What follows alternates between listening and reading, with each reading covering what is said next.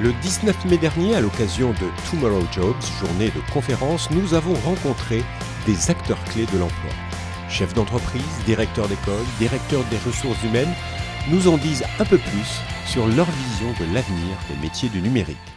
Alors l'objectif de cet événement, Préparer la France aux métiers de demain, répond à deux objectifs. Le premier, c'est qu'on lance un nouvel outil qui s'appelle C-Campus, qui propose en fait de donner énormément de données pour les entreprises, pour qu'elles connaissent mieux les formations à cibler, avec les compétences auxquelles forment les écoles et les universités, à quel moment les candidats sont disponibles avec le calendrier des stages, alternance et CDI des écoles.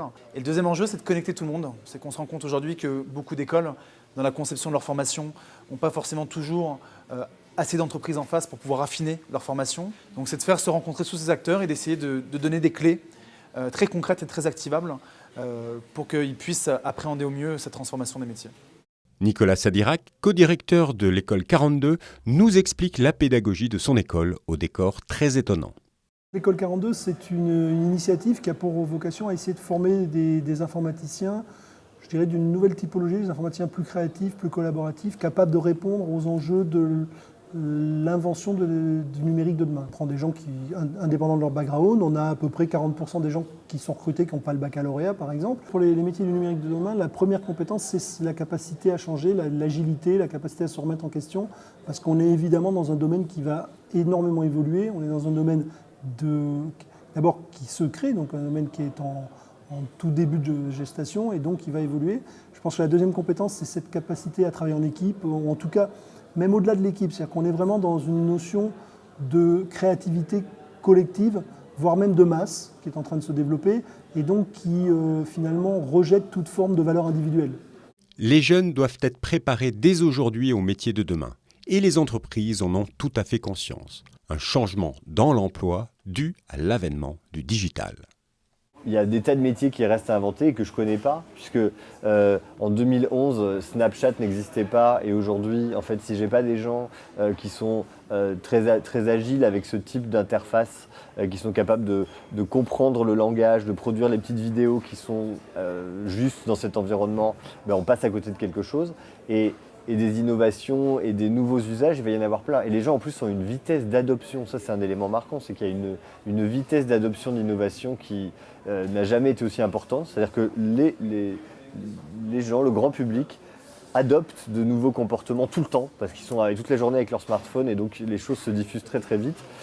Et ça va même plus vite que finalement le temps qu'il nous faut nous, pour nous adapter avec les métiers qui correspondent à ces besoins. Ce que nous recherchons dans les profils, c'est vraiment des gens qui sont capables d'être agiles, de se réinventer, d'être innovatifs et surtout qui ne résistent pas au changement, parce que ça c'est quelque chose qui va être très important.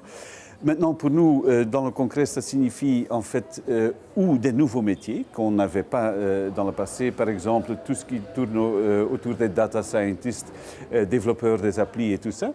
Mais aussi, ça a un impact sur tous nos métiers existants. Ça va des gens qui font des opérations, de la maintenance, même du développement et tout ça. Eux aussi vont devoir incarner tout ce qui est digital dans leur métier. Et donc là, il y a un énorme effort à faire par l'entreprise. La génération qui a vraiment des comportements, une culture, un fonctionnement différent, elle arrive à peine dans l'entreprise. Donc elle est encore trop peu nombreuse pour l'impacter très fortement. Alors ce qui est intéressant de le faire à l'école 42, c'est que ça fait partie de ce que les digitaux appellent des early adopters. Finalement, c'est cette population très différente qui a appris à fonctionner sans prof, qui a appris à coder sans avoir des diplômes hallucinants, être très bon en maths, en allemand et en latin, comme l'exige le système scolaire habituel. Et tout à coup, ils vont arriver dans les entreprises en mode collaboratif, en ayant géré des projets, en ayant trouvé eux-mêmes les solutions avec de l'intelligence collective. Et tout à coup, on va leur dire non, société pyramidale, hiérarchisée, le chef, le sous-chef, le sous-sous-chef. Ils vont regarder ça et vont dire non, mais c'est pas possible.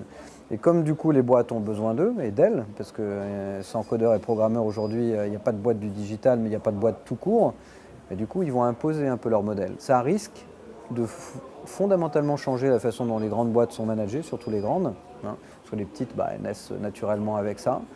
La grande question à laquelle je n'ai pas de réponse, c'est à quelle vitesse, quand, comment, on n'en sait rien. En fait, on sait que c'est en train de se produire, mais on ne sait pas à quel point ça va changer les organisations.